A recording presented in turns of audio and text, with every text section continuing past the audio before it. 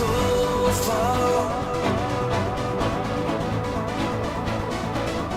but I can't lose it.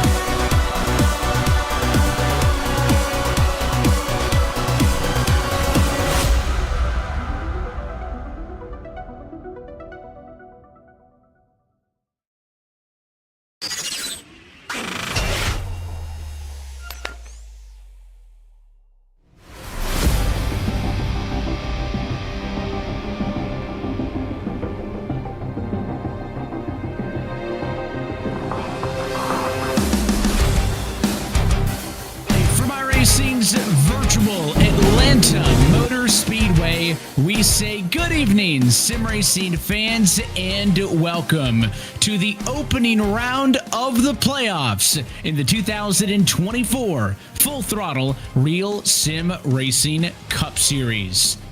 Tonight, the round of 16 begins with 16 championship hopefuls, and over the course of the next 10 weeks, we will whittle them down until we hand out the final Full Throttle Cup in RSR history later this year in Phoenix. For now, though, welcome to Hotlanta, and we welcome you inside of the RaceSpotTV booth. We're alongside myself, Evan Pasoko, joined by Derek Watson, and our producer downstairs, as always, is Joshua Lee. And Derek, we know as the stage is set for what will be the air quotes easiest round of the playoffs, but it starts with a heater in the new super speedway era of Atlanta. Well, boy, I tell you what, that's a heater of a comment in a way. I think they call this the easiest round of the playoffs. I mean, this track is sort of transformed into a mile-and-a-half meets a super speedway, and it's very, very difficult of a track. I mean, obviously, you compare this to the Glen, you compare it to Bristol, and some may argue it's the easiest, some may argue it's the hardest. Just depends on how your super speedway skills are. But look at this field here. I mean, a lot of the field, really the bottom, 8 or so, is really all there almost at the same point total. It's not till the top of the board that there's a gap. So there's a lot of drivers fighting for the same spots tonight, Evan.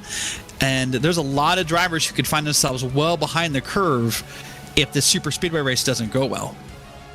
And there's the look at the playoff grid as it is coming into tonight. There is a significant advantage for a handful of drivers, most notably Agnew Phillip. 5 bonus points handed out per regular season race win. So the 10-time race winner gets a whopping 50-point bonus. That is certainly helpful for Phillip, Derek, but if Agnew Phillip wants to be an RSR Cup Series champion again, then the round of 16 is not a round he should struggle in, bonus or not. The challenge will become is that there's no way to get that many bonus points during any other round, right? In the NASCAR Cup Series, you get your playoff points. You get them for the round of 16, for the round of 12, for the round of 8. You do not get them here in the Full Throttle Real Sim Racing Cup Series. So if you want bonus points to start the round of 12, you better win some races in this round. So it'll help him certainly out of the gates, but if he gets to the round of 8, don't expect that huge margin that he starts with here in this round.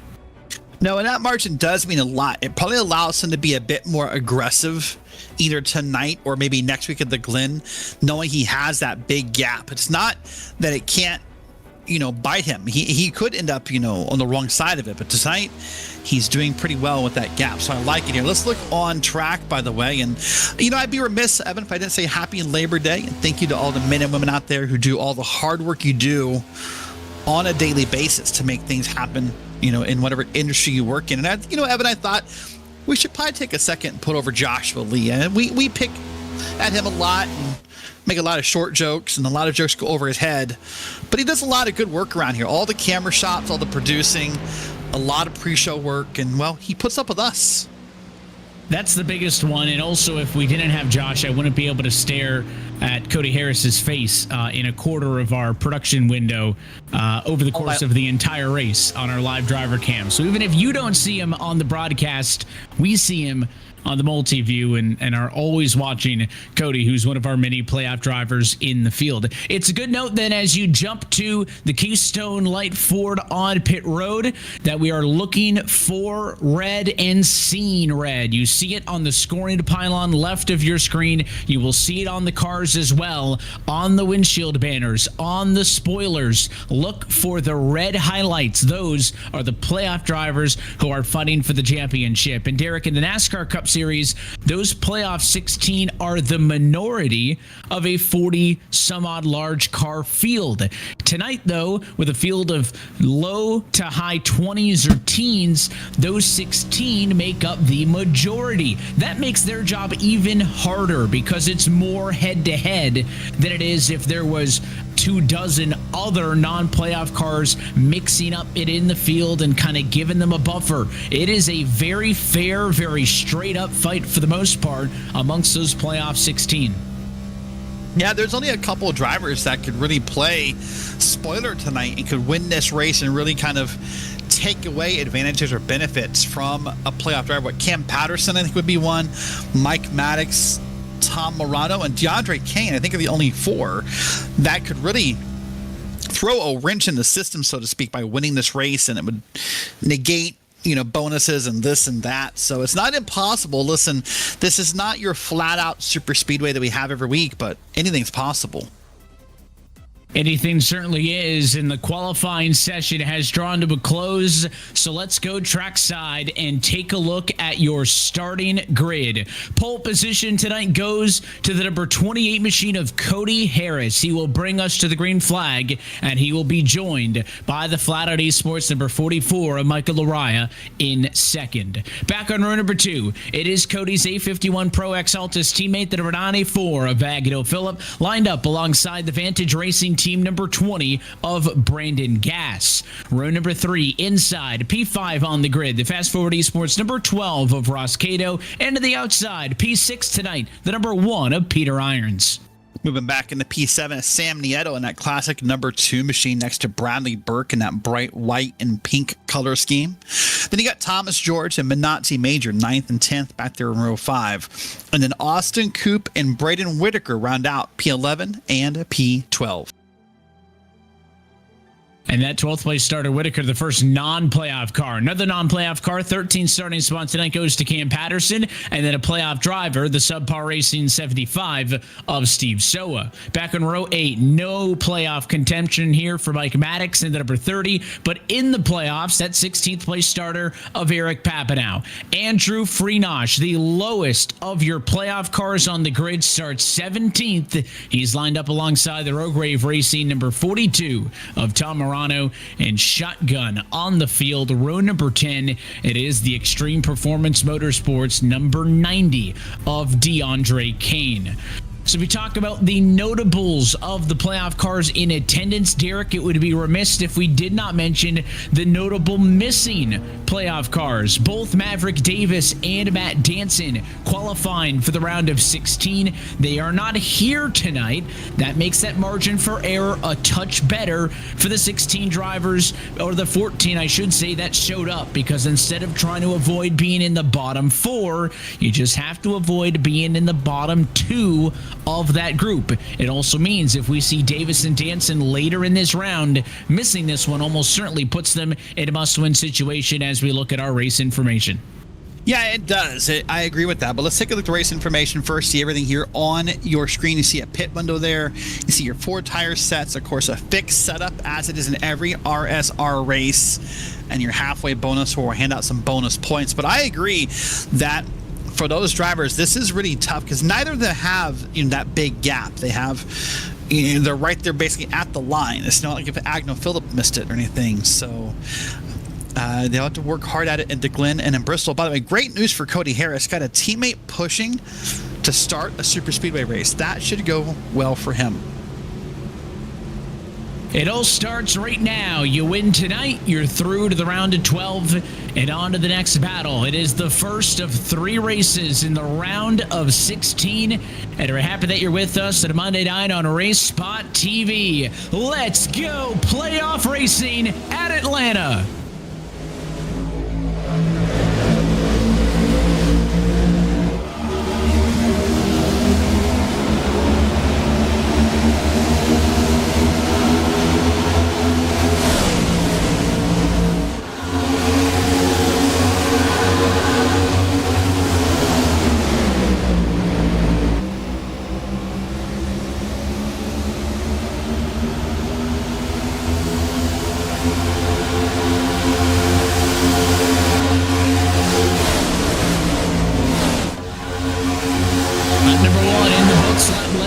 Pole sitter Cody Harris, but in this new Atlanta era, they're going to stay side by side, packed up like this for much of tonight's 200-mile contest. Outside, push it hard as that's gas, giving Lariah a bit of clean air on the outside.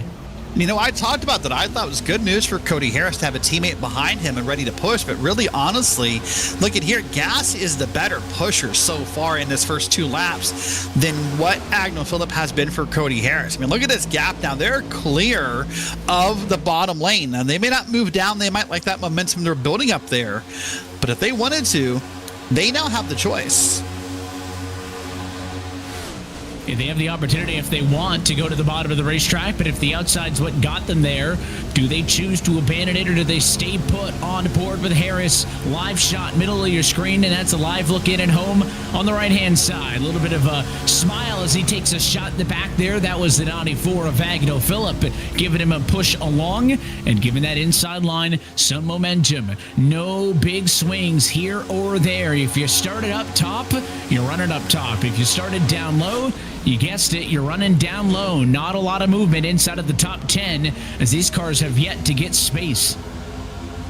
Now, we call this a super speedway race because of the way Atlanta's been paved now and the changes to the track and what have you. But in a lot of ways, it's kind of not, Evan. This track is maybe wide enough for 3 wide, but not as comfortable as you would be at a Daytona or a Talladega. There's not the big runoff on the bottom of the track all the way around, and there's a dog leg to deal with. So there's a lot happening here. And you see now there's a new leader again. Cody Harris back up there now is taking over for Michael Lariah. But this is like a super speed race, but I think passing is going to be harder was my point because there's not as much track to use to play with.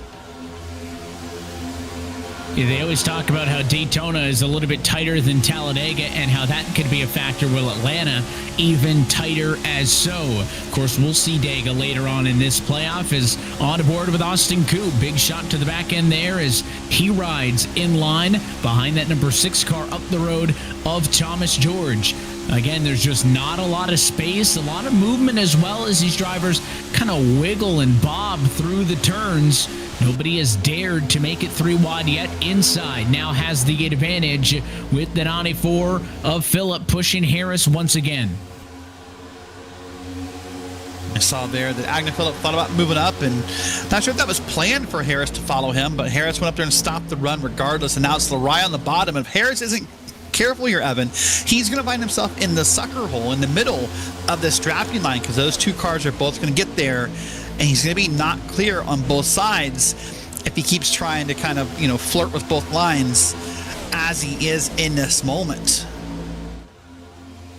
And one thing you don't want to do as that lead car is pull to Michael McDowell, right? It's such a tricky spot to be in on the front. If you really want to be out there and lead all these laps, you're going to have to move up and down and block the runs as they come. And the McDowell reference, obviously, for how things went wrong for him in the Coke Zero 400 a couple of weeks ago. That 28 machine basically mirror driving. If he's going to have to just choose which lane's got the run and decide to park the bus in front of them. Bottom has the run, so Harris stays low. He receives the bump for the 94 machine and tries to weather the storm. But Bradley Burke has been making some headway. He and Minazzi Major started 8th and 10th lined up on rows 4 and 5, and now they are the lead 2 cars on the outside line.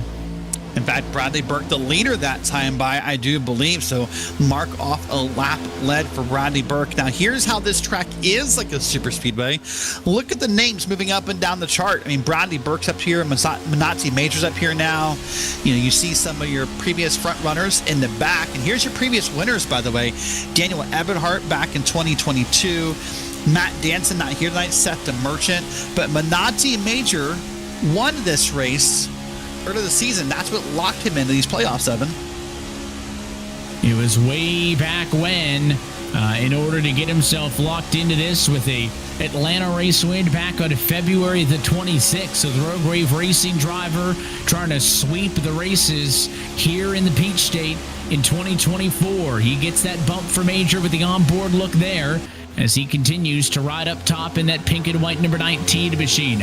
Only 3 different race leaders so far in this race. Harris puts his 8th lap into the lap-led column, and we're already 12 laps in of 130. These playoff points are going to be tight, especially when you remember that so many drivers advanced into the playoffs based on points and not wins, that they all sit tied at that 2,000 point reset. A majority of the field is equal with 2,000, so the halfway bonus points going to be more critical now than they have already been all season long. Those will get paid out at the conclusion of lap number 65 in this race. Yeah, those will play a big factor in how drivers treat the next 2 rounds, I believe, and based on what happens tonight. But look at this side-by-side, 2x2 here. And you got your pushers, Soraya on the bottom. You got Whitaker up top, and both kind of keeping their distance here. But Whitaker's a little further back, and I think if he can get closer to Major, then Burke and even Major could probably get up there and comfortably lead this line on the top. Oh, there's a car 3 wide up top, and I think he's going to back out of it. Maybe not. Is that Austin Coop? Going the wrong direction down the back straightaway. In the middle is Mike Maddox. Oh, there's going to be trouble. Into the 17 of Patterson. Caution is out. And around is Maddox. He's got the Atlanta Braves colors on the car here in the ATL, but he's involved in an accident early, lap number 14. Well, that's unfortunate for Mike Maddox to have that happen out here. Wants to play spoiler for the field and, win a race, and before not only the season, but the series is over. And let's see if he can do it in maybe later rounds. Watch the 30 here. It's that black car. See him 3 wide here. What's going to happen? You're going to come up. It's hard to tell from an angle, Evan, but I think he comes up not maybe realizing Patterson was there. And then it just kind of kicked off from there. His second look will give us a good perspective down the back. Yeah, that 17's all the way up, but I don't think he saw him there. And it was simply trying to, all right, Coop got to the outside of me. I'm trying to tuck in line, and did not know Patterson was there. And as we see that second look, Mike Maddox also now claiming responsibility for the caution. He will receive an EOL penalty. Here's the perspective of the 17. And this would be the best perspective, right, of what's going to happen. Yeah, I believe you're right. I think Maddox thought he was clear after that car ahead got around him, and then, well, just wasn't clear, unfortunately. So, that's a rough break for Mike Maddox. Good news is, Evan, by hitting that door up against the wall, probably in a weird way is good news at a super speedway. And, didn't blow an engine, likely, or probably didn't break a toe link. So he'll probably get some repairs done, and, well, we've seen crazier things happen with wins and such at super speedway. Well, you saw pit stops happening a lot, if not everyone came down. I think everyone's came down according to my scoring standings, Evan. So it's going to reset the field. Everybody's got new gas, new tires. Everybody's ready to go. Yeah, it was pretty unanimous decisions on pit road. Bradley Burke going to be the first car off of pit road.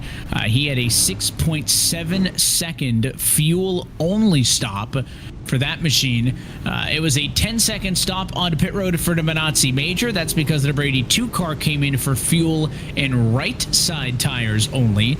And then Cody Harris spent 14.6 seconds in the box. He went 4 tires and fuel. So everybody agreed, yeah, we're coming down pit road. Fuel was the big taker there. Aside from that, though, we got just about every flavor in the box in terms of what they did down there once they were getting fuel, because we've got no tires, 2 tires, and 4 tires all intermingled throughout the field.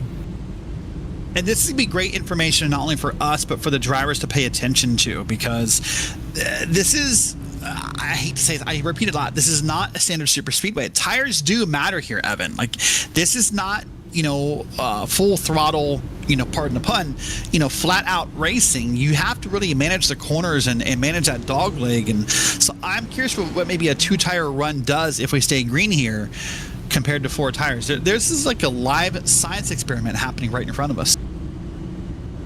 It is, and you bet that these drivers are going to be taking note of what each other is doing, so then they can kind of try to make their calculations to see how this will play out over the course of the race. Again, would you love to take tires every single time? Sure. These drivers are limited, though, to 4 additional sets of tires over the course of the race. So if you get a yellow every 15, 20 laps or so, you would not have a tire allotment to burn through those. I will say on average, though, we don't normally run out of tires. Good example, last week's race at Darlington that went caution-free throughout. So this is the first yellow we've had in over 2 races in this series. Getting set for the race start, so, as Bradley Burke and Michael Araya, both on a fuel only, assume the top spots, the 19 in control underneath. Green flag back in the air.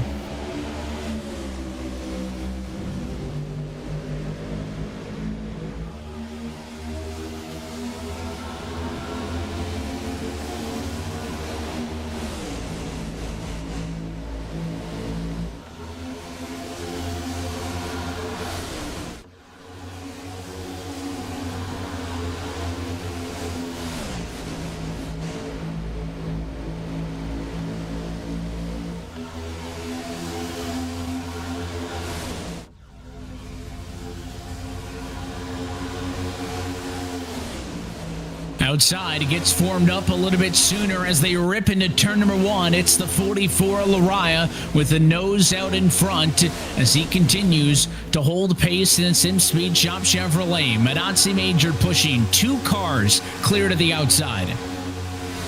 Well, I'll tell you, Evan, it really does seem like right now, with less input being put into the wheels to not turn as hard and just the momentum you carry out of the corners, that top lane does seem like it could be a little stronger if drivers are patient enough. But as I say that, there goes Minazzi Major, said, I'll take the lead. And he cut down to the bottom and got up in front of Bradley Burke. So now he wants to see if he can put his name on the board. That big gap right there, Evan, as he plays with the 2 lanes, is not as good a news as people think it is. You get that far of a gap on the field. Look at how fast they caught him and how fast they're going to try to get around him because of that lack of speed he had compared to the draft. It's going to be all about the ebbs and flows of the pack, and with a small field of 19, 18 of which are on the lead lap.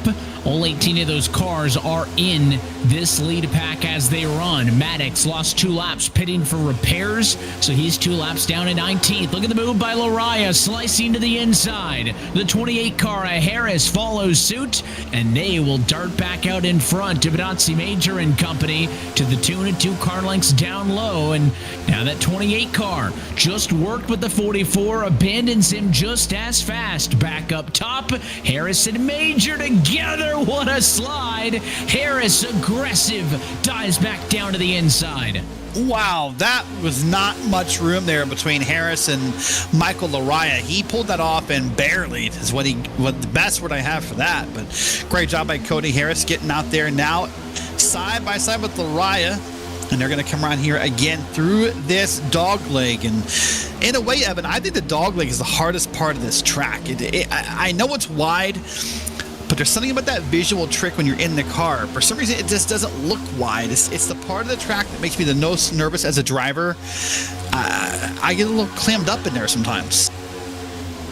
It's funny, we had the onboard shot with Harris as he cut to the bottom, and he didn't even blink, tense up, nothing. Just like it was a normal move, but it was maybe a couple of inches off of the front bumper of the car underneath him. Inside line is the advantage for now. Austin Coop gonna get stuck, though, in no man's land. I don't know if he was trying to move up there, but he opened up the bottom enough for that 2-car Nieto get it underneath him, and Coop eventually has to go up top, has to not chop that Ford GT underneath him off. So the 53 topside struggling right now to get linked up with a Nazi Major, but sloppy on the outside row.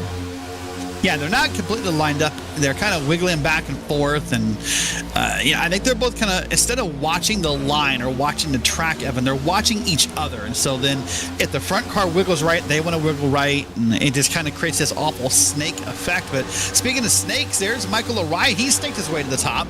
And now he is being pushed by Bradley Burke very aggressively, let off just before the corner. And Lariah now possibly will lead this lap out of 4. Big gap to Cody Harris. At least big in a super speedway form. And yep, there's a new leader again, Michael Lariah, being pushed by Bradley Burke. So Lariah jumps back out in front. He has now led 6 laps in this race, 7 by Burke, 11 by Harris, and the one single one from Nazi Major make up the 4 different drivers who have led a lap in this race. That's, of course, notable. We remind you every week a bonus point available to every car who leads a lap.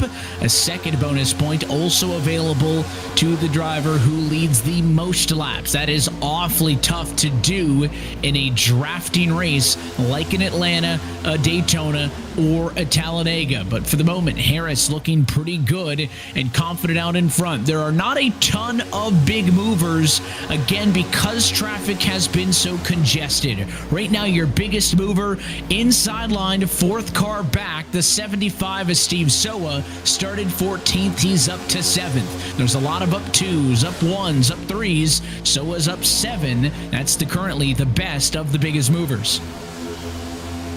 You see Lariah now moving back down again. Lariah's doing a great job at trying to control both drafting lanes. Wants to see who's getting the run, wants to stop the run, not get past, and do what he can to make that not happen. But to that point about the bonus points, Evan, yes, it's hard to lead a lap here, but in a way, this style of track is probably the track where you are most likely to see a random person lead a lap and then fall back again. So right now, if you're someone towards the back of the field, maybe a Brayton Whitaker, a Ross Cato, a Thomas George back there in 12th, 13th, or 14th, now that you know these other playoff drivers have led a lap, you need to find a way to the front and level off that field and get a bonus point of your own.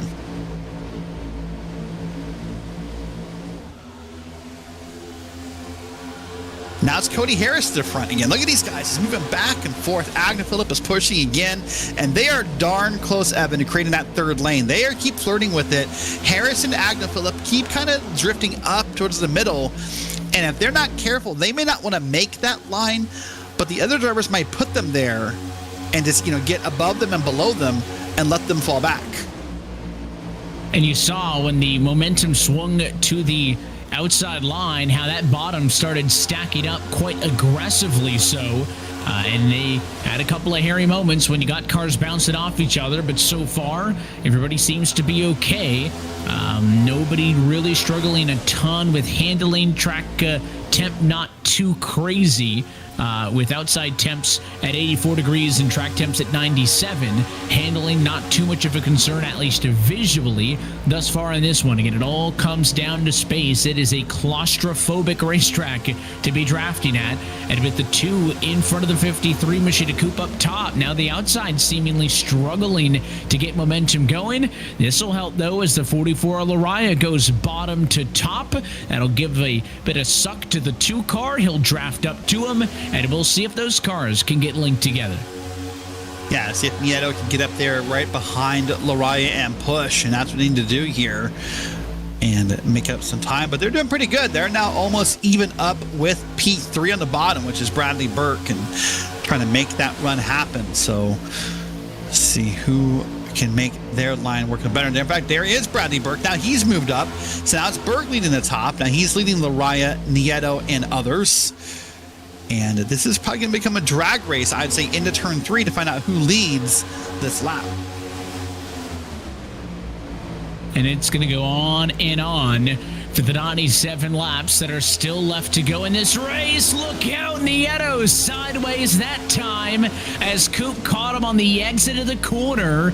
Got into the bumper a little bit offset to the left-hand side, and that is not a spot that you want to make contact. It got Nieto sideways. It was a quick catch for the Keystone Light Mustang, but just like that, just that easy, can things get sketchy in a hurry when you're locked in at no slower than 177 miles an hour at any point in your entire lap. Race leaders catching up on traffic. That's Mike Maddox, who is 2 laps down as they run now. Will he stay on the racing surface? Will that force the race leaders to go low? He will. They're going to have plenty of space, though. Maddox in the fence, scrubbing speed, and I think they'll be able to get through without incident.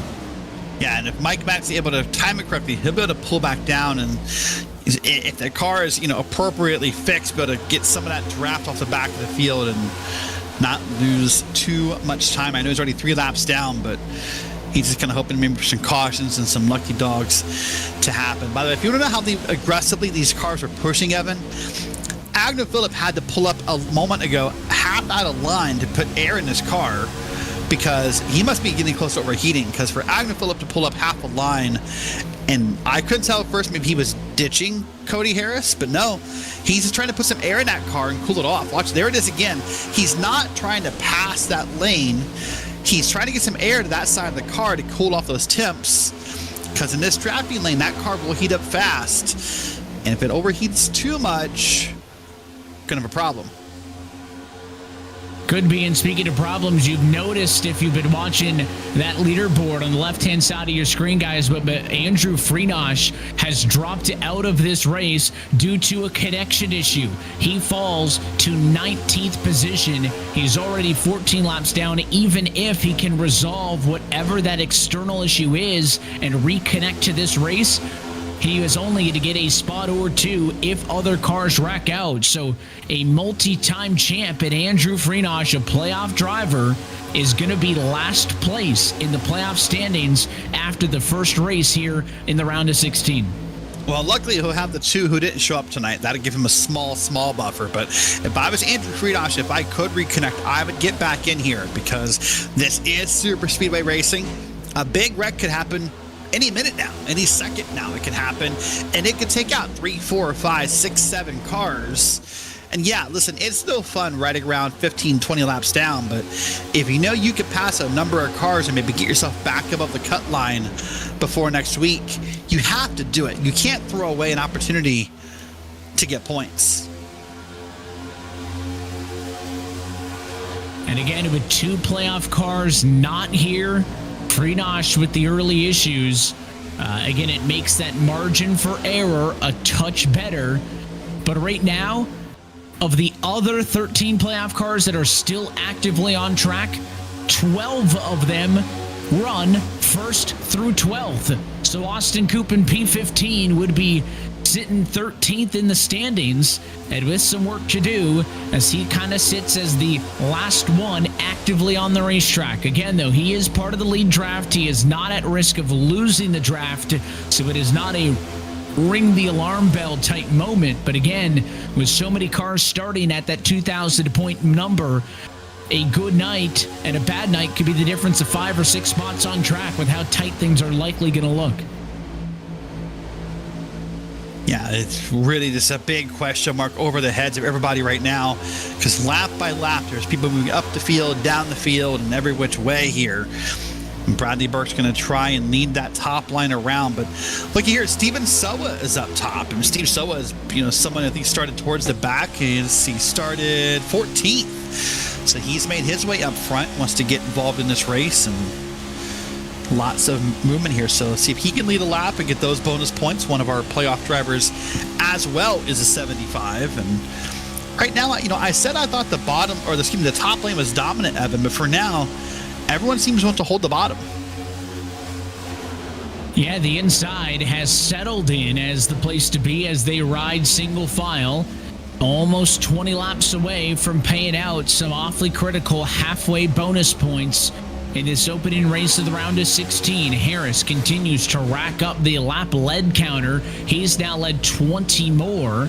Did both Burke and Lariah, who sit with the second most laps led. That's big in the 28's hope of getting a bonus point for leading the most. And again, yes, the majority of points are paid out for the race results. But when you've got 11 of the top 11 cars are playoff drivers right now, those bonus points, those halfway bonus points, those are going to be the difference makers between maybe you advancing to later in this postseason and maybe your hopes coming to an end when this round of 16 concludes in 2 weeks' time. But I'm hesitant to say that the bottom is comfortable with where they are and they're riding around, because I feel like the second I say that, we'll see Phillip or Gas or somebody go to the outside. But with a 6-car lead on the bottom, I don't see many of them wanting to risk it at this moment. We'll see, though. No, definitely not want to risk it yet. And I like the word you used, which is comfortable, as Cody Harris got way up top there. And not sure if he was trying to block Agnell Phillip or what that was about, but they're back to the bottom again. I was going to use the word comfortable as well. And the reason why the bottom lane is comfortable is because of that red line. It's a marker, right? It's a way of having a marker of telling you where to keep your tires, what to do. You know, it's not just a piece of pavement you're looking for as a driving line marker. And 2, it is the shortest way around the track, so it is a little faster. And then 3, right or wrong, the belief is that something does happen on track, Evan. You have that run up on the bottom of the track you think you can use to avoid the wreck. Now, oftentimes that doesn't work it to the way you want it to, but hey, why not try it out? Well, that's what the opening, I'll say maybe 100 laps of this race is about, is trying it out, right? I mean, everybody knows, unless you're in a wreck, unless you have a mistake on a green flag pit cycle, that you just got to be in the lead pack and you have a chance to win this race. You can't win it right now at lap number 47. You could certainly lose it at this point. So these mistakes, you know, they're consequential, yes, but if you try something and you try to draft with somebody and it doesn't work, it's not the end of the race. So these drivers would certainly rather see now, hey, if I get a big run and cut at a line up front, am I going to be able to get by the leader if I duck into the clean air, or am I going to stall out next to him? Right now is the time to figure all of that out, so then when you get down to that final 30-lap run to the end, you're maybe less guessing and at least making educated guesses based on how the cars acted up until that point. Yeah, that's what you're hoping for, and that's why I called them live science experiments earlier, is you want to be able to get them done, you know, and know what kind of machine you have under you so you can make those moves. So here's a new person up top. Look at that. There's Thomas George. He wants to claim the points for leading a lap. Trying to get his first lap led of the afternoon is George on the outside, pushed by the 19 of Bradley Burke. He's got a nose in front, but he's not going to have any help off the corner because the 6 got too far in front. And the 94 will push the 20 to Harris back ahead. It is now lap lead number 34 on the afternoon for Harris on the inside line. George started 9th. He's picked up a good amount of spots. He's +6. So a little bit back, still +8 as the biggest mover in the field. We saw everybody but DeAndre Kane qualify. That's rare. We're pretty used to seeing a quarter or a third of the field not take a queue time. Everybody put forth the effort except for one. Yeah, I'm a little surprised by that, only because of the style of track. There's a lot of belief that, hey, you know, it's a super speedway. I can start in the back and I can be up front, or I can move wherever I want to go. So to see everybody put the queue time in was surprising in a positive way, honestly. I was happy to see that. And by the way, here's that Thomas George machine now. He's going to try and play with the lines. This gap he has, Evan, is not healthy. Your common logical sense of racing tells you, hey, I want a gap. I want to be out front. I want whatever. But no, because these other cars now get a big drafty run to catch you, and they'll pass you right on by, just like Cody Harris is going to do on the bottom. Thomas George, if he gets that gap, has to learn to back it up a little bit and quickly get to the front bumper of the car behind him. Mike Maddox, his car has gone to the garage. He joins Andrew Friedosh as the only DNFs thus far in this race. Those two out of it. All 17 other cars still on the lead lap. Tom Morano has lost touch with this lead pack. He is 24 seconds behind, and without the draft, running lap times that are about a second and 3/10 slower than the cars in the pack. He will be lapped if there is not a caution flag shortly. That is a concern for Morano, but Morano, a non-playoff car, only hoping to be a spoiler here in this run. Playoff cars now occupy the top 13 spots. That leaderboard lit up in red as the 6 Thomas George leads his second lap of the night. He's got those bonus points secured now for the Valvoline team. Yep, got those points secured. Great job for him. So now he can rest a little easy, knowing he's sort of helped make up the gap a little bit on some other drivers. And again, just a too big of a gap for Mike Comfort there. He's got to barely touch the brake, not even tap it, not even push on it, just kind of touch it and let that car slow down so he gets right back to Bradley Burke and they can start pushing again here through turn number 1. Well, Evan, this has turned out to be a pretty great race overall. Some great, beautiful two-wide racing, some strategy involved, lots of great moments here in this race, lots of great passes and lane changes. These guys have definitely come to play, but now the question in my head, who practiced pit stops? Yeah, have you gone through the practice of the green flag pit cycles? It is something that seems easy enough, but can often be overlooked, and they are dicey as is at places like Daytona and Talladega, where you've got quite the long shot to get down to pit road. We still see plenty of mistakes at those tracks, but they are almost always self-inflicted of drivers trying to give it a little bit too much gusto and overcooking it. Here it's going to be a different story. You'll have cars actively braking on the racing surface while there's cars at speed around them. And can they get the extra 8 laps from this point to cash in the bonus points at the end of the halfway point, lap number 65, and then come down after that? Yeah, there's a lot of questions. Remember, in real life, one of the few differences between real life racing and what we do in the sim is in real life, they have backed up that entrance lane for safety purposes and speed purposes, into turn 3. Here in a sim, you can do it pretty late, but Evan's right, there's a lot of just risk involved in trying to get on pit road here. Now, here's another lap car they're coming up on, and again, it's going to push them 3 wide unless that lap car gets off the track, which he's not showing any interest in doing. In fact, he's kind of in the way a little bit. He will yield high. We saw Maddox do the same thing, but I think timing is what hurts the rest of the field here. Morano's way up top, but they caught him on corner entry. Those cars are going to naturally kind of plow up that hill on the entry to the corner, and that kind of push made that one feel, I think, a lot dicier than it needed to be. Well, good news, everybody's got on through, and again, it's still Cody Harris, Agna Phillip, and Steven Soa, 1, 2, and 3 here on your screen. So they are trying to make something happen. Here comes Thomas George in 4th. He wants to get back involved in sort of a non-super speedway format, Evan. This field is kind of starting to break up into maybe tandems, but there's no really long drafting line at the moment. Yeah, it's starting to get a little bit spread out for the first time tonight. 40-something laps, green flag running since the one and only caution flag that we've had thus far. 5 laps to halfway. This time by Cody Harris has dominated. Is he a shoo-in to get the 10 bonus points for leading at the cross flags? Phillip in second. The 6 car of George jumps up to 3rd. Steve Soa lost 4 spots that lap alone as the inside lane has fizzled out, and they're passing him on the outside off the corner.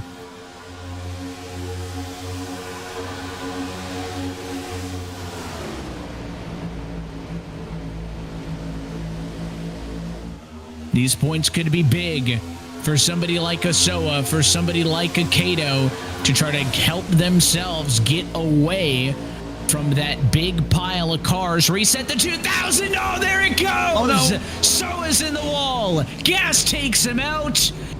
And it is an accident involving 3 playoff cars. Steve Soa's Montucky Cold Snack Chevy is destroyed. And now the timing of the bonus points under the yellow are going to be fascinating, as we will wind it back and see what went wrong with Soa and the 20 car of gas.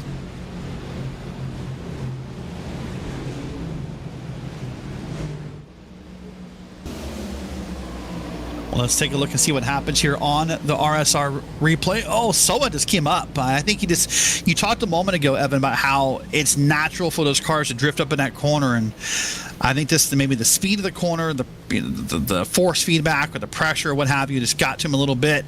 And that car just rode up in the corner. And before he had time to grab it, he was right there in the inside of that car, and up the hill they went.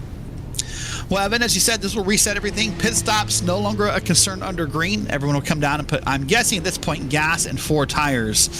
If you need a full tank of gas, there's no reason not to put a full tank of gas. And here's Brandon Gas. This is what he saw, by the way. Just a car right in his own living room. It's an interesting one, right? Soa comes up in relation to where he is on the bumper of Minazzi Major going into the corner, but even though the 75 moves up, he's still running lower than Major is ahead of him. So the 20 kind of dipping the toes low, and they kind of found each other. I had mentioned early, nobody daring to go 3 wide, and the first time we see it causes an accident. I don't think the 75 thought that was coming, but Brandon Gas knew some critical points were about to be paid out, and in the end, they're not going to be receiving much of those, if any. So they come to pit road.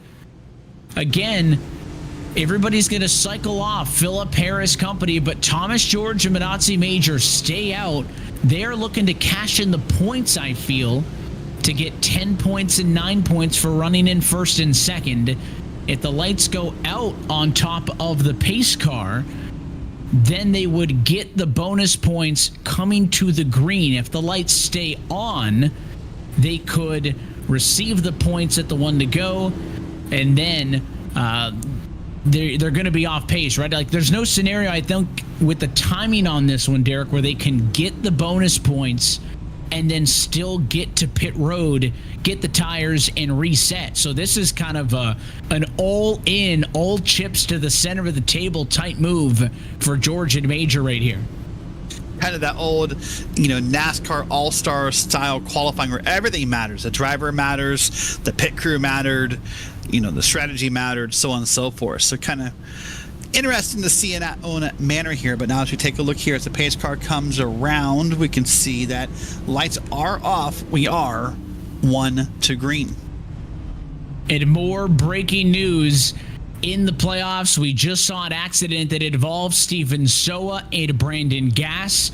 They're down pit road for extended repairs, but Austin Coop has also lost connection to the race server. He is now several laps down and scored back in 17th. So remember, no Maverick Davis, no Matt Danson. Freenosh dropping out with a connection issue. Coop now dropping out with a connection issue. Soa and Gas involved in accidents. Those are notable problems for 6 of the 16. So here's the good news. If you are someone like a Ross Cato, Eric Papanow, Sam Nieto right in the middle of the field, you had to feel good that you're not going to end up below the cut line tonight. The problem is that people like Cody Harris and Agden Phillip are still at the front of the field, and they could put a heck of a gap on you between you and the front of the playoff field, if they perform well tonight. So you still have to come out here and race really hard. You can't just rest on your laurels and expect to get there. You have to go get it. And watch for some aggressive restarts here. The points will not pay in the restart order. The points will pay in the order at the stripe. So green flag in the air. 10 bonus points to Thomas George. Phillip almost stole second, couldn't do it. It is George, Major, Philip Harris irons the top 5. Burke, Lariah, Nieto, Papanow, and Whitaker, the rest, who all get the bonus points. But now, how bad will George be up front? Major is already getting swallowed up. yeah, congrats to everyone involved in those points for the top 10 there at halfway. Those will mean a lot. We talked about it all along. But look at this now. Agnew Phillip, for the first time, he is in front of Cody Harris. This is new. And Agnew Phillip will lead the lap as Cody Harris pushes him. And they go around the outside and then back down to the bottom. I'm not sure what happened there, Evan, but all of a sudden, Thomas George was like a country without any outlines down there on the bottom lane. Yeah, the parachute dropped out the window, and again, the challenge for George in a major here is they are way slower than everybody else, right? Way older tires to the tune of 50 laps or so. They knew that by taking those bonus points and by staying out, that they were going to get eaten up here. So what they need to do, though, is hope that they don't lose touch with the pack, and they're also going to need a yellow at some point.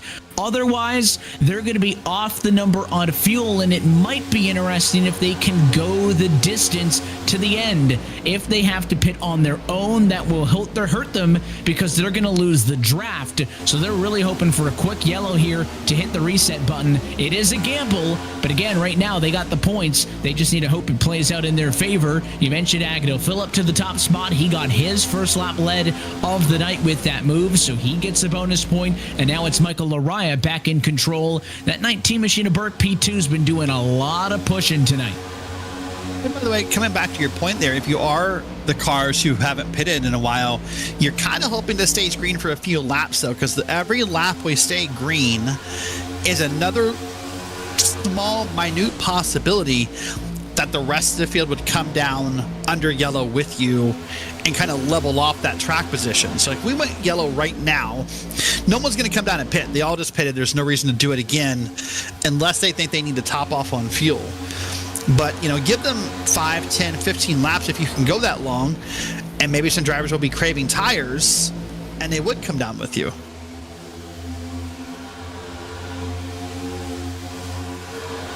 $60 laps to go in this race. George and Major have been out there for 55 laps, so they may end up hitting the fuel number they need to make this on one stop to the end of the race. The question is that number tight enough that everybody who pitted before the halfway point would then also not be able to make it to the end and have to pit as well? Because if they don't have to and you do, well, you're in a double world of hurt on the strategy. Top 10 cars on the inside. Breakout. Eric Papineau has been quiet to this point. He got 2 bonus points. He was 9th when they took the halfway, and now the Ironman Motorsports car is up 13 spots and in a race high P3. This move, because listen, there has to be a point when every driver has to turn it on. Every driver has to go and stop kind of quote unquote waiting. But there are a lot of drivers who do believe that in the beginning of a race like this, you do want to stop and kind of wait, sit in the back, let whatever happens. You know, Eric survived 2 wrecks now. That puts less cars on the track, and now we start going, you know, and get yourself up here when you think it's a little safer to do so. So here's Eric Papineau in front of Agnew Phillip, in front of Cody Harris. Is he going to move up with them? They both wanted to move up, I thought, and then maybe they got discouraged by Eric not moving up, but everyone's still in a single file line on the bottom here. Kind of waiting to see what's going to happen. No, they're going to stay in the bottom again. But man, Cody Harris is swinging wide every time. It's like he wants to go, but he can't find anyone to go with him. Yeah, nobody wants to bite quite yet, and it is funny that as we get later into the race, we're not yet in the home stretch. Some drivers might actually get a little bit more shy. If you're one of these cars in this top 8 or so breakaway, what do you have to gain by kind of stirring the pot, right? That 48 of Whitaker is going to go to the outside. He's got Cam Patterson with him. They want to go to the lead, but if you start fighting amongst each other here, you might kind of slow yourselves down enough to allow the cars 9th on back to catch up. They do not want that to happen. They do have a numbers advantage, which is working heavily in their favor right now. But if I was in this lead group, I'd ride for at least a couple laps to build our gap. I'd much rather fight against 7 other cars for the race win than 13 other cars. Well, I was going to say the answer to your question about what Whitaker would have to gain by stirring the pot is points. The problem is that Agnew Phillip and Cody Harris just moved up to be some assistants in the top lane, and that kind of negates it, because the points you need to gain are on people like Agnew, you know, and Cody. You know, you want to get a lap lead, or you want to get up there and finish higher than them, but if they're going to lead your drafting lane it kind of half kills that possibility. So I like getting in the move in, getting up front. Sometimes it's easier too. When you get these big long lines of 9, 10, 11 cars, the checkups will get brutal towards the back of that field in a drafting lane. So if you're Agnew Phillips and Cody Harris up top there, you have nothing to worry about but just going for it. So there's a look high and above your lead pack of 8, led by Lariah out front. Cody Harris, again, has led the lion's share of the laps tonight. It is going to be very tough for somebody to get to the number of laps that he has led tonight and steal that second bonus point away. Look at all the movement on the outside there, as it almost looked like Harris was trying to get to a third lane behind the 10 and the 94. I think more realistically, they just were out of sync and a little bit sloppy with their push on the outside line. They are going to catch some lap traffic shortly up the road. You saw a glimpse of DeAndre Kane, who is about to fall a lap down in the number 14 spot. Kane will yield high. Does it cause any scary moments for the leaders? Tri-Oval, not the worst place to catch because it's the widest spot on this whole racetrack, and Kane brushes the fence a little bit, but they get by him without incident. Well, that incident is the key word there, so they'll go on and race for more here. And he's falling back quickly. That was not able to catch onto the drafting lane, so he'll fall back pretty quickly here. But it's Lariah and Burke and Nieto, your top 3 right now. So they're going to keep leading us around here, back to the bottom lane exclusively as drivers are moving around up and down this track. And this new configuration of Atlanta is really interesting, Evan. Of course, this is an oval track that's been through, I can think of at least 3 different configurations in its history, and maybe 4. At first it was just basically an oval without the dog leg, and then it was a dog leg, but that wasn't where the start-finish line was, if I recall, and then they moved the start-finish lane, and now we got this this super speedway-esque format of this track. This track for an oval has had a lot of reconfigurations. That's something we talk about when you and I do road course broadcasts at, maybe a Spa or a Watkins Glen or other places. But for an oval to have that many configurations is kind of unique.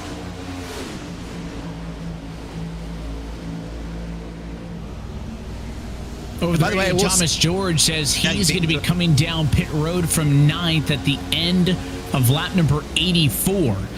So that will certainly mean that he is well within the fuel window to be able to go to the end of the race, because that would put him at about 68, 69 laps on fuel.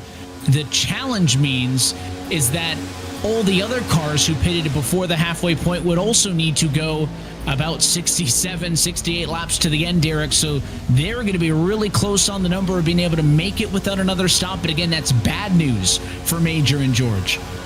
Yeah, and the other bad news for Major and George, even if you were to convince someone like, let's say, a Lariah, a Burke, a Nieto to come with you, the problem is they're going to need so much less fuel than you that you're not still going to be drafting buddies with them once you get off a pit road. Those guys are going to leave much quicker, probably not take tires, and only take a couple drops of gas to get to the end. But obviously George and Major will need presumably a full tank of gas to get to the end. So now what they got to hope for is that either this caution happens quickly or it comes maybe while they're on pit road, so that they do not also go a lap down.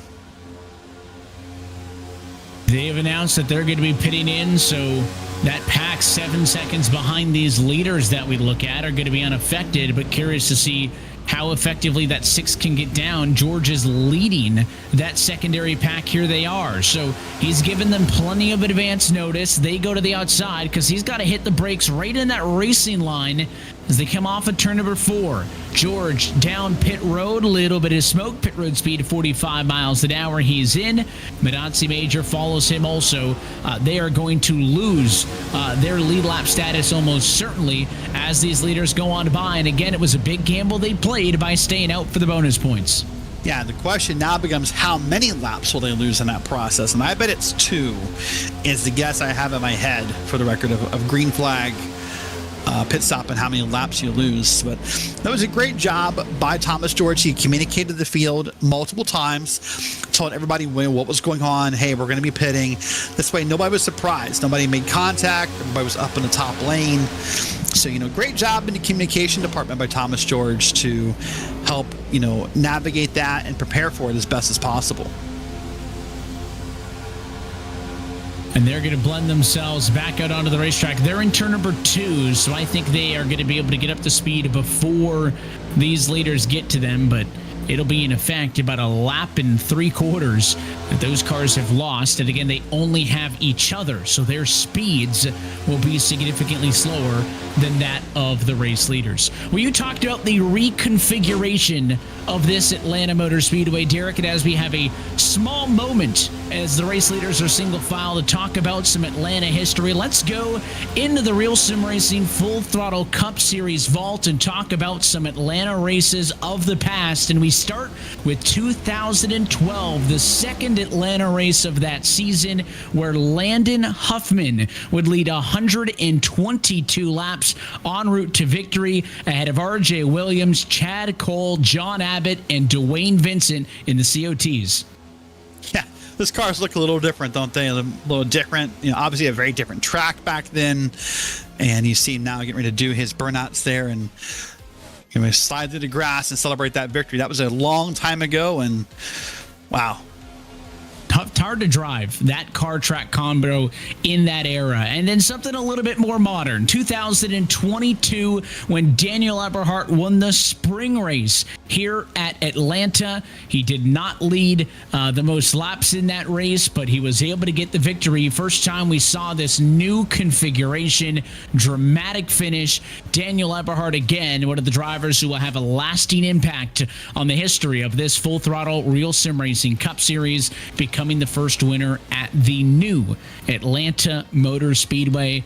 It's a blast from the past. We'll be doing that throughout the entirety of these 2024 playoffs as we celebrate the history of the RSR Full Throttle Cup Series as it'll come to an end here at the end of 2024. Back up front, Lariah again still leading, single file line, built out of a lot of race leaders. But Derek, unlike early in this race when it was, the top 11, top 12, top 13 at moments were non-playoff cars, you've got a couple of guys trying to play spoiler. Cam Patterson 4th, Braden Whitaker 6th. The only non-playoff cars in this lead pack. They could steal that golden ticket away from their peers. They could, and what that surprise that would be, by the way, and just kind of mess with everyone as far as what they think their path to victory is at the end of this season. We watched that video with Daniel Eberhardt, and I thought to myself, man, that's exciting, that 2-3 wide finish. I thought, wait a minute, we're still, a number of laps away from this being over. That could still happen here. So we may look like a small pack right now, 5, 6, maybe 8 cars, but we could still have some kind of dramatic 2, 3, 4 wide finish when all is said and done. So don't let the current image on your screen fool you. Anything's still possible here at Atlanta. Oh yeah, right now, absolutely. Go ahead, sorry. I said, we're far from done. Again, I think I alluded to this earlier. It's kind of interesting. You see drivers get aggressive early. They're testing the waters, right? Because there's not that there's no risk involved, but the consequences of missing the lane, dropping into the sucker hole is less early in the race if you got 100 laps to make it back up. The risk of wrecking is still great, but the risk of making a minor mistake not as great because you got time.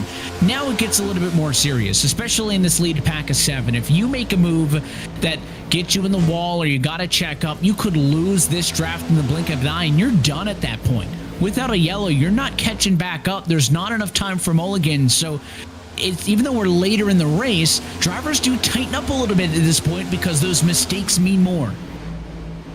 Yep, and then I suspect what will happen with about, 10, 15 to go is all bets are off. The gloves come off and elbows go out, and then it's time to make a move. You know what kind of car you have, you know what kind of, feeling you have, confidence you have, and now you want to win that race.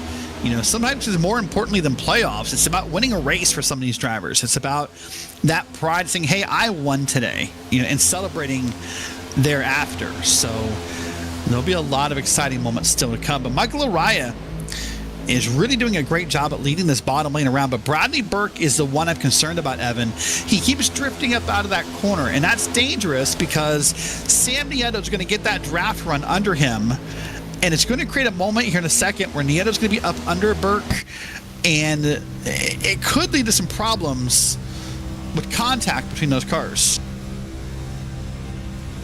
We saw that happen earlier with a 3-wide move into turn 1 that heavily damaged Brandon Gass and Steve Soa's machine. A little bit of movement, either it's up or down or both at the same time, can cause some problems. And when these cars get back to side by side, which will happen at some point in this race, then those margins for error go way down, and a little bobble, air quotes, like that can become a serious issue when you're in that position. Right now, not a concern, and maybe these drivers are driving a little bit, I don't know if carefree is the right word, but they're not as tense on the bottom because they had been single file. Does that change now as Agnel Phillip in an Anane 4 goes to the outside? Will anybody go with him? If they stay on the bottom, he'll likely go to the back of this line. Yeah, likely very much will be in the back of this line here because no one wanted to take up that offer. So here comes a couple people in the back, but they're kind of far back off there. So yeah, he'll get back in line and have to ride through it here and try to live and try to fight another day. Well, he was able to find that opening because he didn't go all the way back. That could have been way worse for him than drop it back to P7 or P6 where he sits now. Yeah, I'd say, well, 33 laps to go, maybe no takers. 23 to go, 20 to go. If he tries that again, somebody's going to do it, whether it be someone right in front of him, someone wanting to push behind him to get some progress made. There he goes, trying it again. Now he's got one car kind of behind to make the push here, but he needs like a Cam Patterson or a Nieto to move up to help with that run. Or maybe he does it. Maybe I'm wrong. He can always help himself out as well by pinching to the inside, but then that becomes a question of how much do you pinch, because that increases the risk, and those little bobbles that were inconsequential when you were single file that we were talking about a little bit ago, well, then it matters a lot if you've got a car parked on your passenger side door in the center of the turn.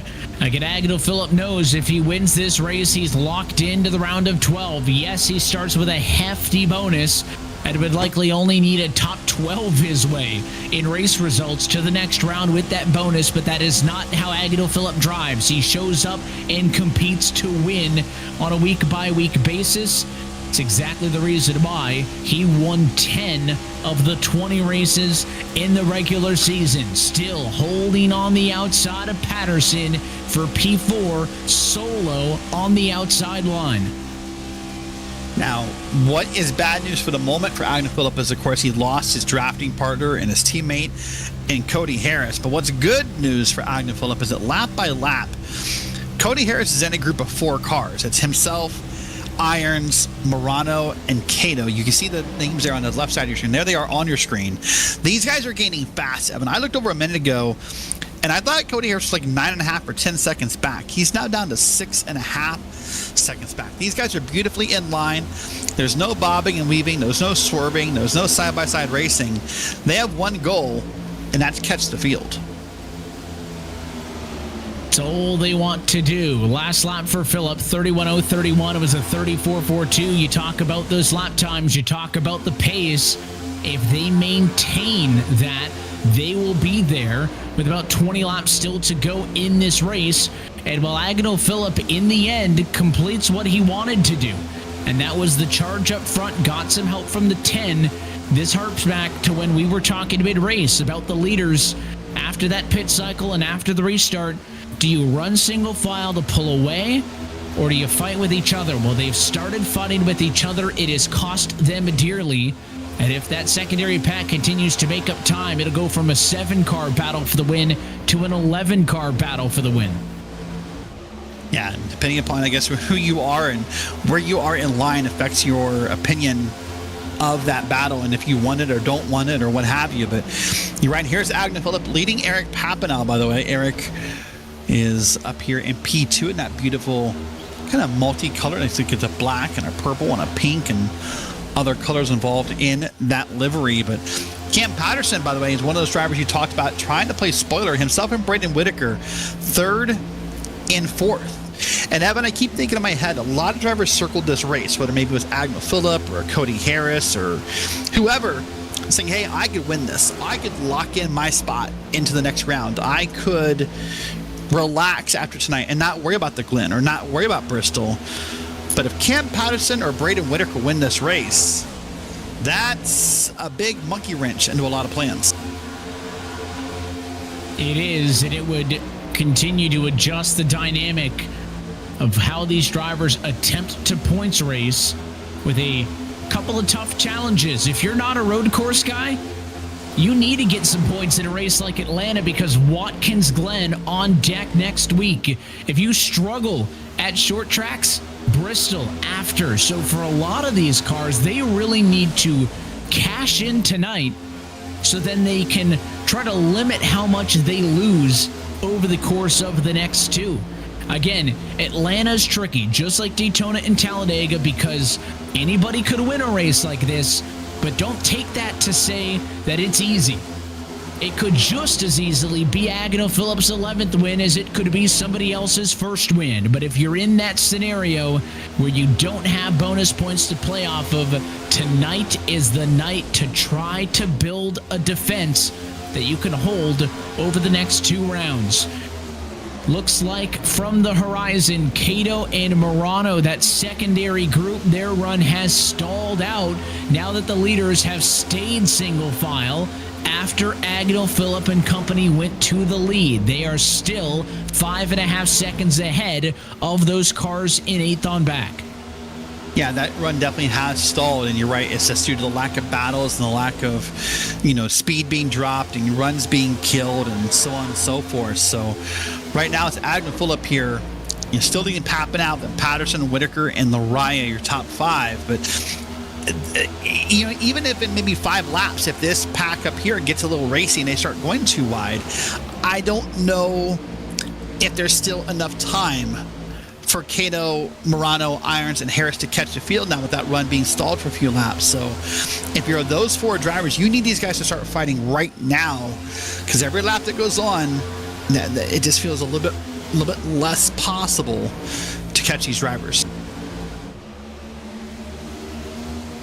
And you mentioned earlier, if maybe Agnew makes that move again with 20 to go, are they quicker to jump with him? Eventually he got the drafting help, but now inside of 20 laps to go, who is the next Agnew Phillip? Who's going to jump to the top side and try to make that move? An interesting thing to note for Michael Lariah, I said it would be hard-pressed to match the lap-led total for Cody Harris at 42.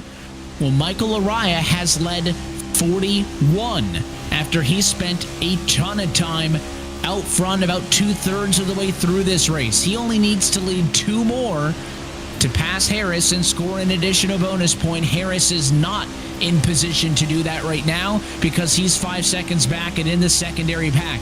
Lariah is in position to do that. He's amongst the leaders in P5. And as far as I know, the only driver in position to do it. Agnew Phillip has not been out front long enough to be in contention for that. So it's really kind of Lariah or bust, for at least for that one particular category. They're there to start finish line again. Now less than 20 to go, and they are still running around here. So now, earlier I talked about, when would Phillip make the move? Would he make it with 15 to go, 10 to go, or what have you? But now that question applies to Pappinow, Patterson, Whitaker, Lariah, Burke, and Nieto.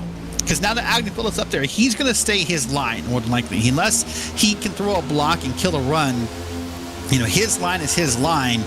Now it's up to everybody else to get around him by doing something different.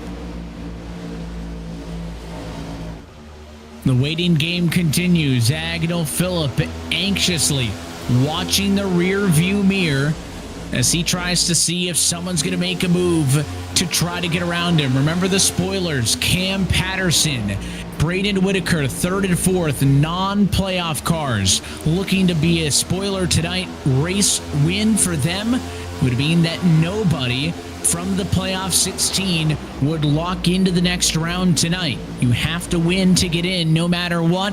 And again, with the issues that several playoff cars have had tonight, it leaves the door open that much more if that were to happen. Lariah looked to the outside that time, but the leaders swung wide off the corner, took it away. Now a couple cars back in line. Braden Whitaker gets shuffled out to the outside line, and here we go, possibly.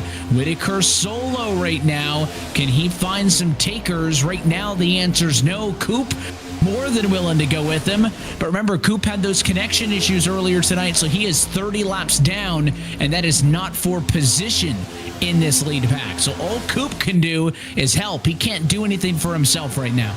Look at that, or not Lariah, pardon me, but Philip felt the run coming up top, and went up there quickly and kind of killed that run, and then got back down to the bottom. Looking now, moving around this track, and trying to kind of keep in front of Papanow as these laps count down here.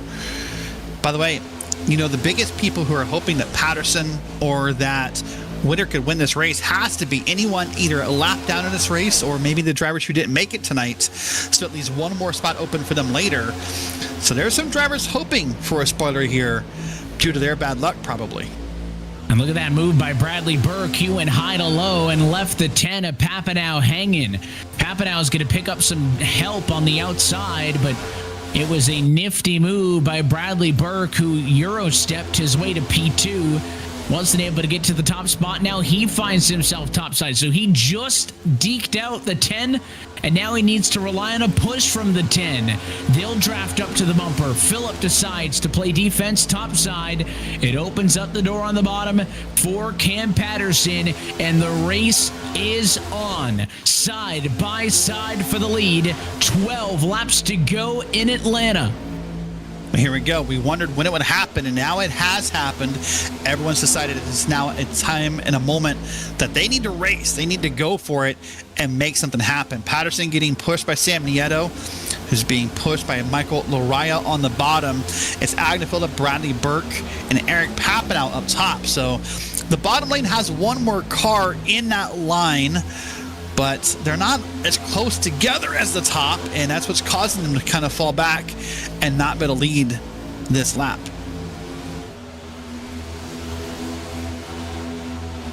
Cam Patterson on the bottom sees daylight next to one of the best drivers of all time in this series. He is in search of career RSR Cup Series race win number 1. And what a stage it would be on if he could do it here tonight in Hotlanta. Outside, seemingly as always, getting that run off the corner, even with a push a little bit later. Advantage to Phillip at the stripe. I wonder if somehow you want to set up to be that car on the outside. Unlike a Daytona or a Talladega, the front stretch run to the stripe is not long enough for the bottom to seemingly get the lack of speed off the corner resolved by pushing and drafting up to the leaders. The top can be better on the exit at the Daytonas and Talladegas of the world, but you got such a long run, it allows the bottom to build up some speed and fight back. It seems like here at Atlanta, that run to the stripe is just long enough to heavily favor whoever comes off at turn 4, high, wide, and handsome. Yeah, I would agree with that. That top lane is going to probably be the preferred lane and the last lap. Now, the question will be, does that driver on the top lane, would Bradley Burke stay there? Does he content to push Agnefilda, or does he force it 3 wide and kind of kill the run for the top lane? And what if down the list here? But right now, that top lane is showing that it has a little bit better run, because right now it's still Agnefilda leading every lap, but it's not by much. Just a little bit more out of Cam Patterson, maybe a better bump from Nieto down the back straight or anything, and he could lead a lap here. Now Agnefilda pushed by the 19, drops back down. This goes back to that McDowell line conversation we had early about Agnefilda wants to do nothing but lead every single lap to the end. Patterson took a shot from Nieto. That car almost wrecked. Bobbled, hung on, 3 wide behind the leaders. Michael Lariah on the inside. It's Whitaker on the 3rd lane. Well, here you go. Lariah said back down the bottom now. He's pulling Patterson and pulling Papanow, and that's put Burke sort of up by himself. for the moment on that top lane. Burke's hoping that Papinow would get around probably. No, here comes the Raya and others, so we'll see what happens. We get a lapped car ahead of us as well, so lots of traffic, lots of a busy road here all at once, as now it's Phillip and Patterson up there by themselves. Lap traffic on the outside of the racetrack as DeAndre Kane gets lapped. It's going to cause a bit of a hairy situation there. The 19 car has to splinter 3 wide. And again, only is going to further discombobulate that group a little bit more, as it's going to cost them a touch of time. And could Phillip and Patterson possibly tandem their way for the next 4.5 laps to be able to decide this amongst themselves? Burke sits third, 9/10 back, but the gap is growing. They really need to figure it out from third on back. I am stunned in a way, Evan, that the third on back there and not in line and gaining. This is not what you think of when you think of super speedway racing. When these guys, you would think would close that gap quickly, you know, Burke, Papinow, Lariah, but every time they do that right there, every time they get back to 2 wide racing, they kind of kill the run, and they're letting Phillip and Patterson pull away. I mean, look at the gap now. It's almost 1.2 seconds between your leader and third place. But oh, look at that. Phillip got high, and Cam Patterson almost closed the door, and now they're side by side. Now third place is going to catch up more than likely, and we're going to have a race again. Patterson got on the left rear of Agnell. Phillip dead heat at the stripe. Again, though, in favor of the 94 top side. And now here comes Burke. Those two, if they had stayed single file, could have made it a race for 2. They wanted to go, and now everybody else is back in it. Cam Patterson leads the bottom, pushed by Burke. The 44 Lariah looks undecided in P5. On the outside, Agnell Phillip leads that line. He needs the 10 of Papinow to get to the bumper to give him a shove. 2 laps to go in Atlanta.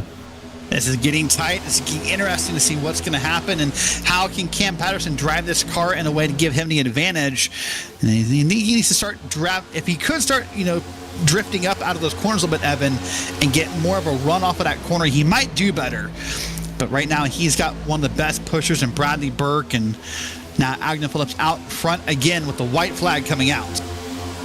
Agnell Phillip will see the white flag fly, but is he too far in front? He goes up, shuts the door. Papinow tries to go under. The 94 blocks again. Patterson comes through side by side for the lead, but neither of them have drafting help. 3 wide in P5. Look at the 19. Burke gets blocked. Patterson gets sideways. Huge wreck. The 44's in it. The 19 sideways. They will hang on, but up front, Agnell Phillip gets it done, and the winningest driver of 2024 punches his ticket to the round of 12 in the first race of the playoffs.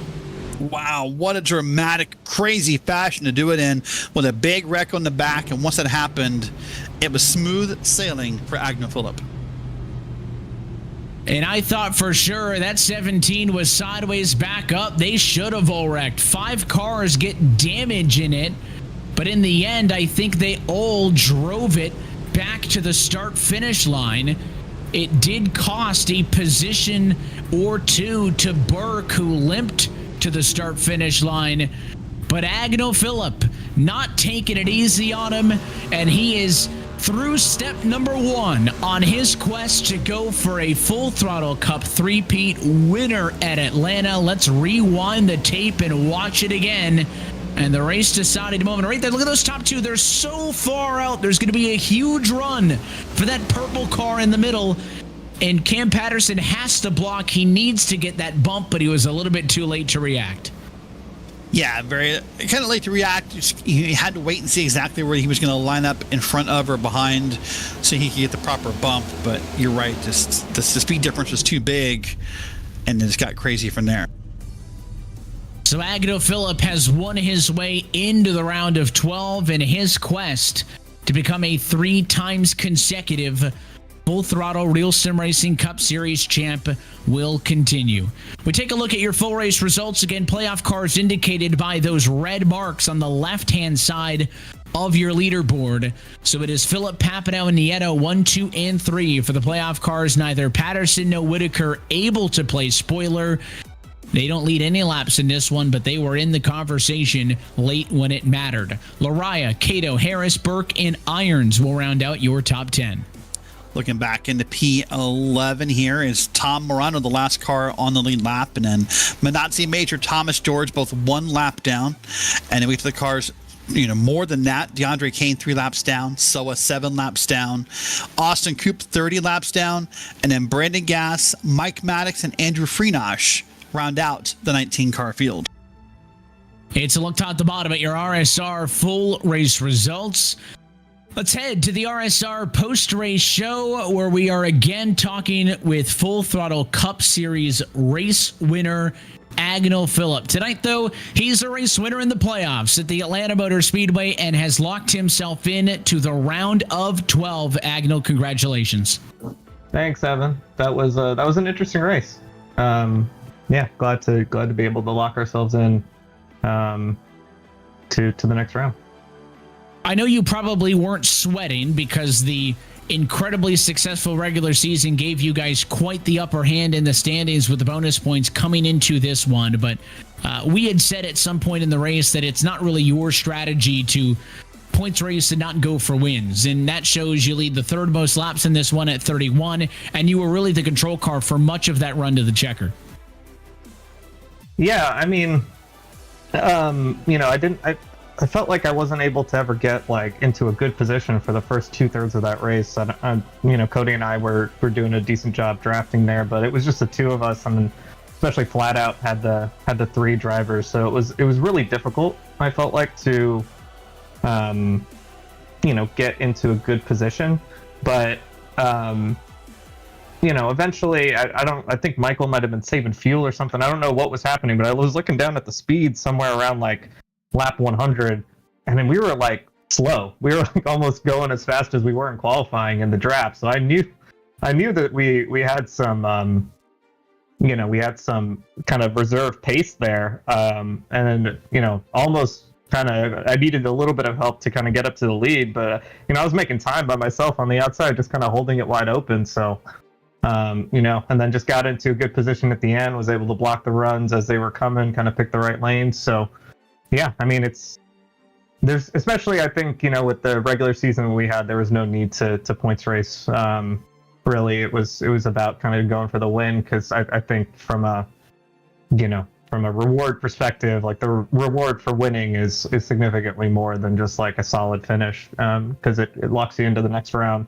At a place like this, it doesn't really make sense to drive super conservative anyway. So just tried to play the cards that were dealt, and somehow ended up kind of in front at the end.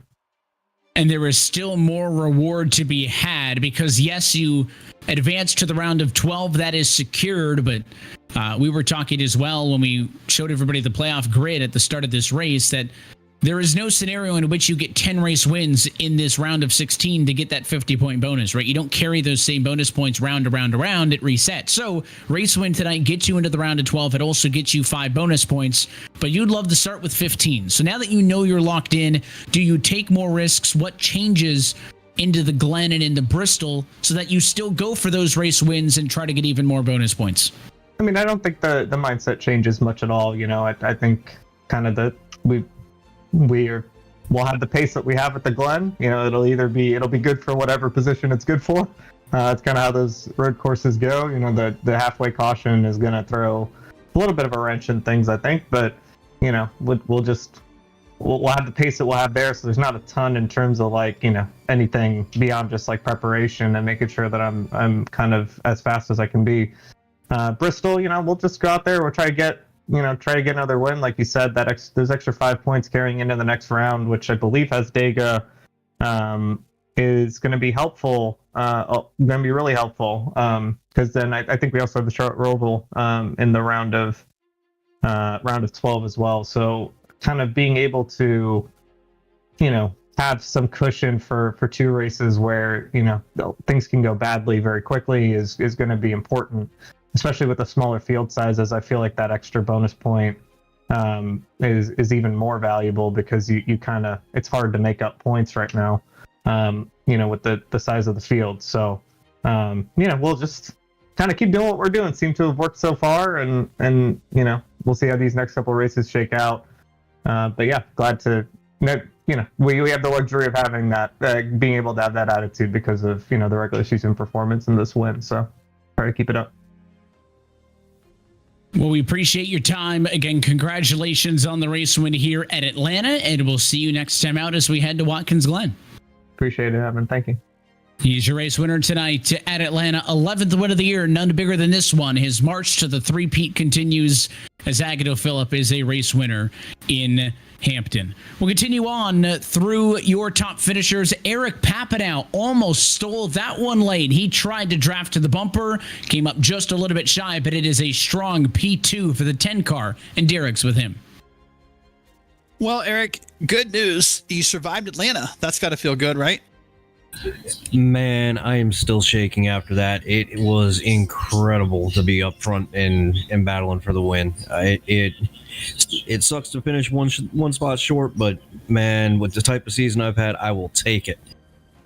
So it felt like from watching it up here in the booth, it felt like after the pit stops, after the green flag pit stops, is when you sort of decided, to use the old driver term, it was go time, and you started to move up front. Is that really what the game plan was, or did it just sort of happen that way? Well, I knew fuel saving was going to be part of it, so it was just figure out which line had the momentum and stick with it and just save some fuel. And then I saw Agnell jump up to the high side when everybody was started running really, really slow there, about lap 95, 100. And just pushed him to the front because it's like, by then I had 4 laps to the good, so it's like, we got to go. I saw the second pack starting to catch up, and I did not want to turn that 7-8 car pack into a 10, 11, 12 car pack.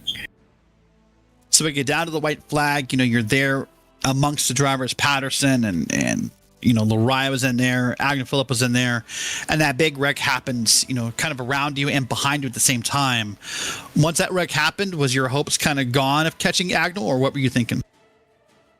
I wasn't going to rule it out, but I knew I didn't really have any help, so I just would rather take second place. First top 5 in the series here. I'm stoked with that. So a win would have been much nicer, but I'll take a top 5. All right, Eric. Well, next up, the Glen and then Bristol will round out this round of 16. Of those two tracks, which are you more concerned about? More concerned with Watkins Glen because although I can run road courses pretty decently, I definitely don't have the pace that some of these guys do. Bristol, I know I can handle my own at the short tracks a lot better, so I'm going to put Watkins Glen as the bigger question mark. And that makes sense. Well, listen, great run tonight, and we'll see you in 1 week's time live from the Glen. Absolutely, I'll be there.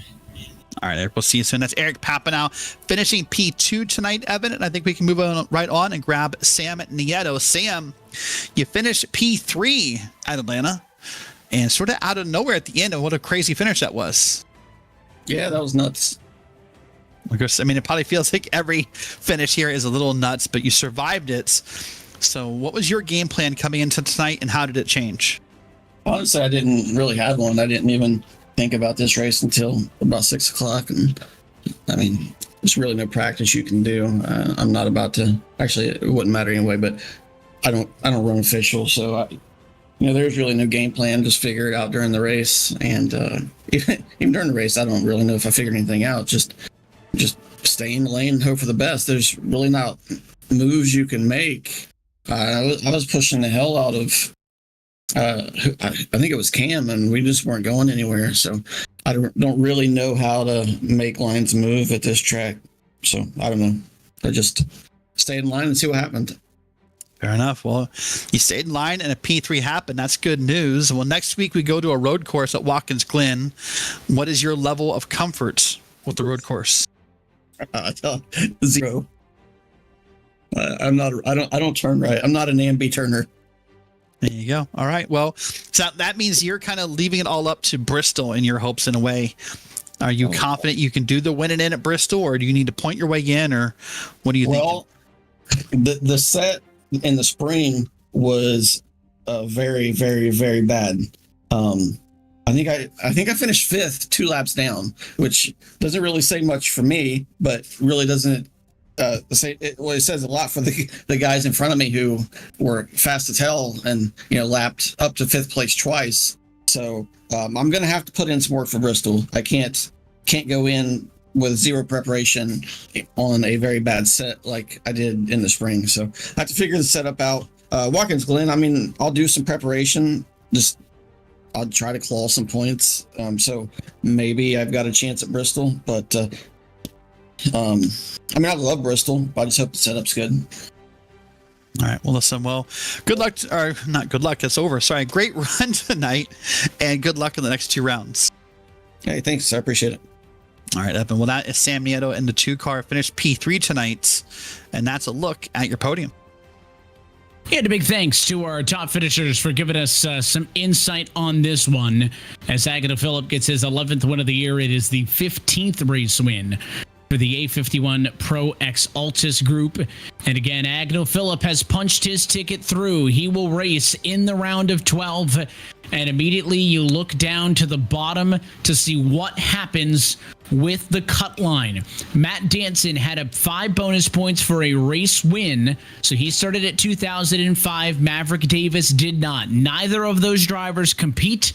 They are immediately deep in the red.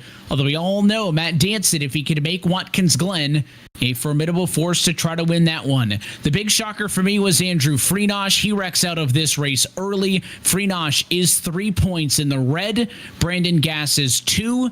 And that puts Austin Coop on the hot seat. Safe by 1. Soa in 11th. Safe by 2 as we head here to Watkins Glen, New York, where many of the drivers we spoke to, if not all of them there in the post-race, Derek said there's not a lot to leave up to question, minus the timing of how a caution flag in that one would shake up strategy. But when you go to a place like the Glen, you're either fast or you're not. Yeah, right. You're fast, you're not. And listen, there's a lot of arguments to be made that with this being the infamous update week in iRacing, you're going to lose some practice time. And who knows what comes in the update, if it affects these cars or doesn't affect these cars. So maybe a little less practice time than normal. But I'm excited for this track. It's my favorite road course on the NASCAR and the RSR schedule. It's a classic track, and I am excited to do it with you in 1 week's time. And we hope you all join us for that one for race number 2 of the round of 16. Until then, though, that is it for us here tonight from Hampton, Georgia. On behalf of our entire team at RealSimRacing, RaceSpotTV, and your broadcast crew tonight. For Joshua Lee downstairs, for Derek Watson and myself, Evan Pasoko, I want to say thanks for tuning in. We'll be back in 1 week's time. That is Monday, September the 9th at iRacing's virtual Watkins Glen International. That race and every race of the 2024 Full Throttle RealSimRacing Cup Series Playoffs Round of 16 will be found exclusively right here on RaceSpotTV. Till then, good night from Atlanta, where Agnew Phillip has punched his way into the round of 12.